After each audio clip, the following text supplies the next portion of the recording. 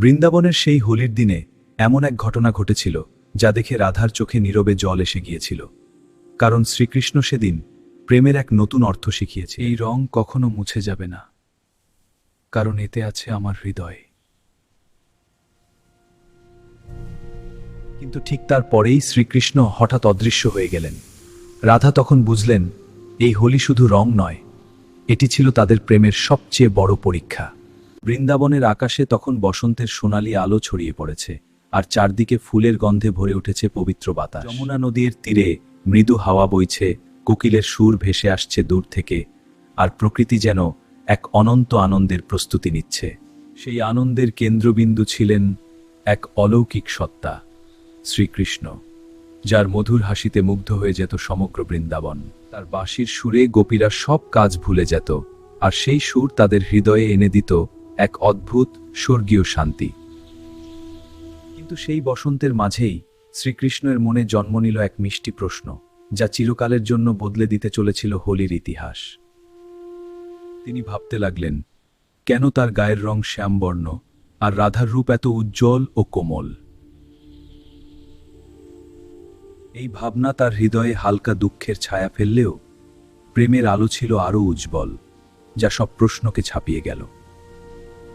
বৃন্দাবনের সবাই জানত কৃষ্ণের হৃদয় ছিল রঙিন আকাশের মতো বিশাল, যেখানে সবার জন্য ছিল অশেষ প্রেম। সেই বিশাল হৃদয়ে একমাত্র অধিকার ছিল এক নামের, রাধা, যার প্রেমে পূর্ণ ছিল কৃষ্ণের সমগ্র অস্তিত্ব। আর তাদের এই পবিত্র প্রেমের গল্পই একদিন হয়ে উঠল হোলির চিরন্তন কাহিনী, যা আজও রঙের মাধ্যমে ছড়িয়ে দেয় ভালোবাসার বার্তা। মা, রাধা কি আমাকে আমার মতো করেই ভালোবাসে?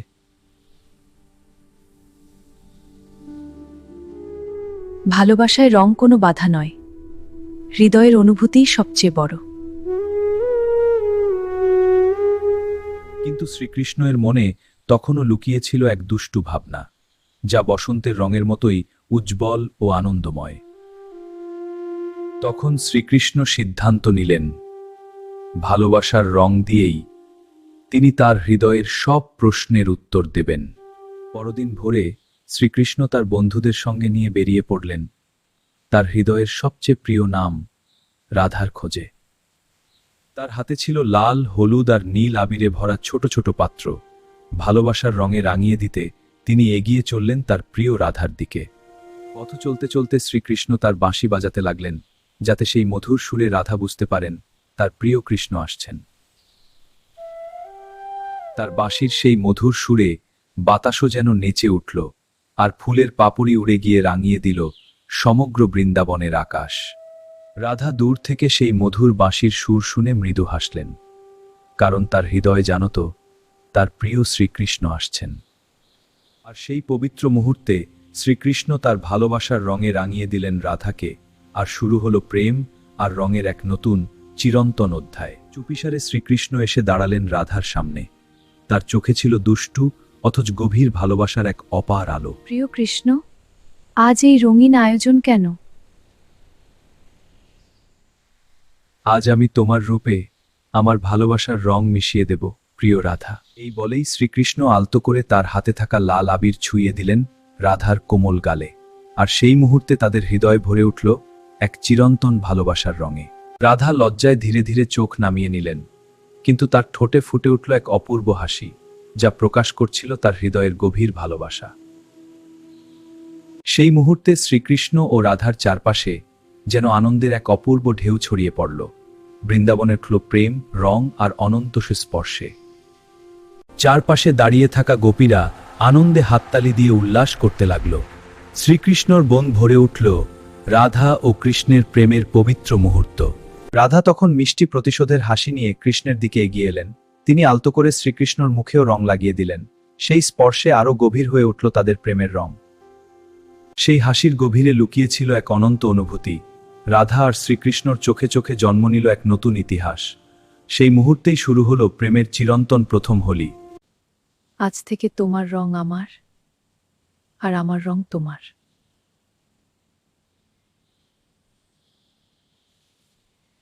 এই রং আমাদের হৃদয়কে এক সূত্রে বেঁধে রাখবে চিরকাল। রাধা অনুভব করলেন এই প্রেম কখনো মুছে যাবে না। গোপীরা আনন্দে নাচতে লাগলো, আর বসন্তের গান ভেসে উঠল চারদিকে। বৃন্দাবন তখন প্রেম আর রঙের উৎসবে ভরে উঠল। যমুনা নদীর জলে পড়ল রঙের ছটা, আর ঢেউগুলো রঙিন হয়ে উঠল। শ্রীকৃষ্ণ আর রাধার প্রেমে প্রকৃতিও যেন আনন্দে ভরে উঠল। বৃন্দাবনের প্রতিটি ঘরে ঘরে শুরু হলো রঙের উৎসব। মানুষ আনন্দে ভরে উঠল প্রেমের এই পবিত্র দিনে। শ্রীকৃষ্ণ আর রাধা হাসি মুখে দেখলেন সেই আনন্দ। শ্রীকৃষ্ণের বাঁশির সুরে সবাই ভুলে গেল সব অভিমান আর দুঃখ, আর হৃদয় ভরে উঠল এক অপূর্ব শান্তি ও ভালোবাসায়। রাধার চোখে তখন ভালোবাসার গভীর সমুদ্রের মতো শান্তি, কারণ তার হৃদয় চিরদিনের জন্য কৃষ্ণের প্রেমে ভরে গেছে। হঠাৎ শ্রীকৃষ্ণ অদৃশ্য হয়ে গেলেন, আর রাধার হৃদয়ে জন্ম নিল এক মৃদু অভিমান।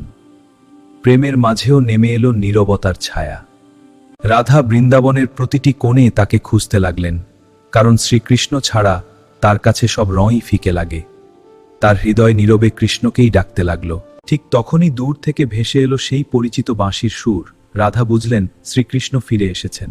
তার হৃদয় আবার প্রেমে ভরে উঠল। রাধা বুঝলেন শ্রীকৃষ্ণ কখনো দূরে যান না, তিনি সবসময় তার হৃদয়ের ভেতরেই থাকেন। এই প্রেম চিরন্তন এবং অটুট। শ্রীকৃষ্ণ মৃদু হেসে বললেন, প্রেমে একটু অভিমান না থাকলে রং গভীর হয় না।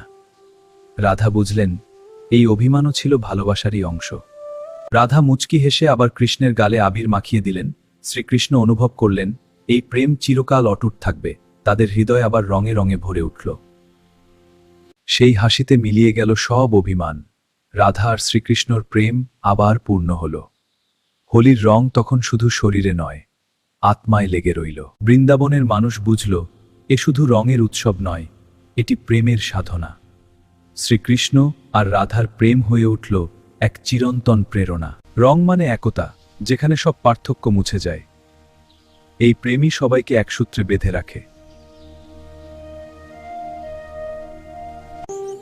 ভালোবাসাই সবচেয়ে উজ্জ্বল রং। শ্রীকৃষ্ণ হাসলেন, কারণ তিনিও জানতেন এটাই চিরন্তন সত্য। সেই বাণী ছড়িয়ে পড়ল প্রজন্ম থেকে প্রজন্মে। আজও যখন হোলি আসে, মানুষ সেই দিনের স্মৃতি মনে করে। বৃন্দাবনের প্রেম আজও রং হয়ে বেঁচে আছে। আবিরের প্রতিটি কণায় যেন লুকিয়ে থাকে রাধা আর শ্রীকৃষ্ণর চিরন্তন স্পর্শ, যা আজও হৃদয়কে প্রেমে ভরে দেয়। প্রেমের সেই প্রথম রং আজও মুছে যায়নি সময়ের স্রোতে। বৃন্দাবনের আকাশ আজও সেই গল্প বাতাসে ভাসিয়ে রাখে। প্রেম চিরন্তন হয়ে রয়ে গেল। শ্রীকৃষ্ণের সেই এক মুঠো আবির আজও মানবতার প্রতীক হয়ে আছে, যা সবাইকে একসাথে বাঁচতে শেখায় প্রেমের বন্ধনে। রাধার সেই মধুর হাসি আজও বসন্তের সবচেয়ে সুন্দর অলংকার, যা প্রেমের আলো হয়ে চিরকাল জ্বলতে থাকে। সময় বদলেছে, যুগ পেরিয়েছে, তবু হোলির রং ফিকে হয়নি কখনো, কারণ সেই রঙে আছে শ্রীকৃষ্ণের প্রেম আর রাধার নিবেদন, যা আজও পৃথিবীকে ভালোবাসতে। এই ধরনের ভিডিও দেখার জন্য আমাদের সঙ্গে থাকুন, লাইক করুন আর চ্যানেলটি সাবস্ক্রাইব করুন।